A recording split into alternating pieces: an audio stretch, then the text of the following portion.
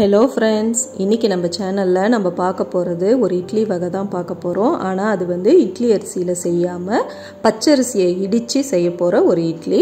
வாங்க அந்த ரெசிபி எப்படி செய்யறதுன்றதை நம்ம வீடியோக்குள்ளார போய் பார்க்கலாம். இதுக்கு முதல்ல நான் வந்து பச்சரிசியை நல்லா ஊற வச்சுட்டு ஒரு மணி நேரம் போல் ஊற வச்சு இந்த மாதிரி நிழலில் உலர்த்தி எடுத்து வச்சுருக்கேன்.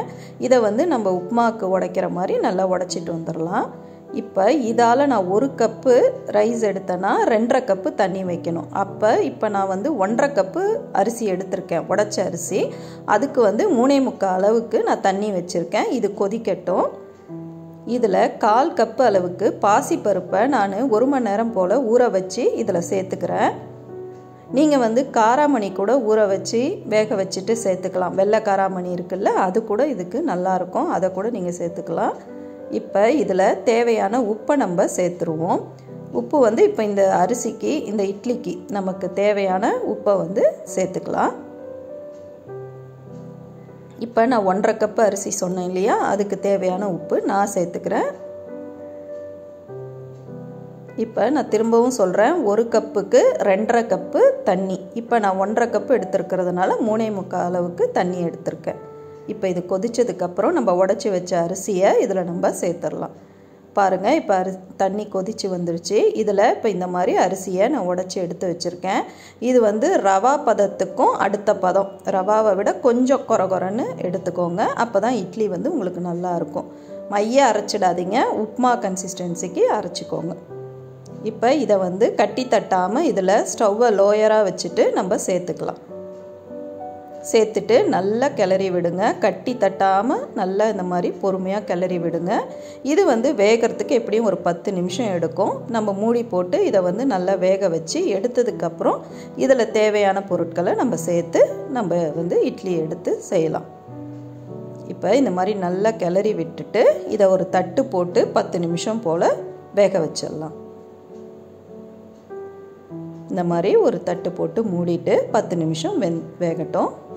இந்த டைமில் நம்ம இதுக்கு ஒரு துவையல் ரெடி பண்ணிடலாம். அதுக்கு ஒரு வாணலில் கொஞ்சமாக எண்ணெய் விட்டுக்கிட்டு உளுத்தம்பருப்பு இருக்கு இல்லையா, அது வந்து ஒரு 1/4 கப்பு நான் சேர்த்துக்கிறேன். 1/4 கப்பு உளுத்தம்பருப்பை நான் சேர்த்துக்கிறேன். நீங்கள் கருப்பு உளுந்து இருந்தால் கூட சேர்த்துக்கோங்க.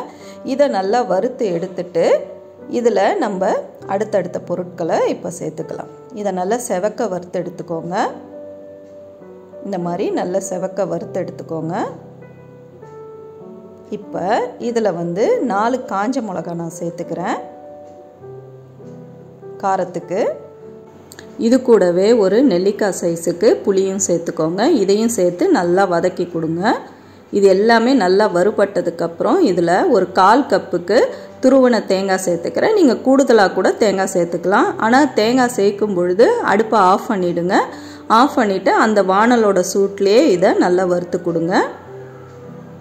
நல்லா இந்த மாதிரி வறுபட்டதுக்கப்புறம் இதில் உப்பு, பெருங்காயத்தூள் சேர்த்து நல்லா ஆறுனதுக்கப்புறம் அரைச்சி எடுத்திங்கன்னா நம்ம துவையல் ரெடி ஆகிடும். பெருங்காயத்தூளும் உப்பும் சேர்த்து இதை நல்லா ஆற விட்டுட்டு இதை அரைச்சிக்கோங்க. நம்ம வந்து இந்த இட்லிக்கு இந்த துவையல், உளுந்து துவையல் ரெடி. இப்போ பாருங்கள், நம்மளுக்கு இந்த அரிசி வந்து நல்லா வெந்து வந்துருச்சு. 10 நிமிஷத்துக்கு அப்புறம் இதில் 1/2 கப்பு துருவன தேங்காய் சேர்த்துக்கோங்க. சேர்த்து நல்லா கிளறி விடுங்க. நல்லா வந்து இதை ஒன்று போல் எல்லாம் கலந்து வரணும். நல்லா கிளறி விட்டுட்டு இதை வந்து ஒரு தாம்பாளத்துக்கு மாற்றிடுங்க. நல்லா ஆறட்டும். ஆறினோடனே கை பொறுக்கிற சூடுக்கு அதை வந்து நம்ம இட்லியாக வந்து பிடிச்சி ஆவியில் வேக வச்சு எடுத்துக்கிட்டோம்னா நம்ம இட்லி ரெடி ஆகிடும். இந்த மாதிரி நல்லா கிளறி விட்டுட்டு இதை வந்து ஒரு பாத்திரத்தில் நம்ம தட்டில் மாற்றிட்டு நம்ம இந்த மாதிரி இட்லி ஷேப்புக்கு நம்ம பிடிச்சி உருட்டி வச்சு இட்லி பானையில் வேக வச்சு எடுத்துக்கலாம். இந்த கட்லெட்டுக்கெல்லாம் பிடிப்போம் இல்லையா, அந்த மாதிரி பிடிச்சிக்கோங்க. இந்த மாதிரி பிடிச்சி உருட்டிட்டு இந்த மாதிரி தட்டி இட்லி தட்டில் வச்சு ஒரு 10 நிமிஷம் போல் வேக வச்சு எடுத்தோம்னா நம்மளுக்கு இந்த இட்லி ரெடி ஆகிடும். இது வந்து விரத சமயத்துலலாம் வந்து இந்த பச்சரிசி இட்லியை தான் செய்வோம் நாங்களாம். இது வந்து டிஃப்ரெண்ட்டாக இருக்கும். நீங்கள் எல்லாருமே இதை ட்ரை பண்ணி பாருங்கள். இதுக்கு இந்த துவையல் வச்சு சாப்பிடும்போது டேஸ்ட் நல்லா இருக்கும். இந்த மாதிரி 10 நிமிஷம் வேக வச்சு எடுத்தோம்னா நம்ம பச்சரிசி உடைச்சி செய்த இட்லி ரெடி ஆயிடுச்சு.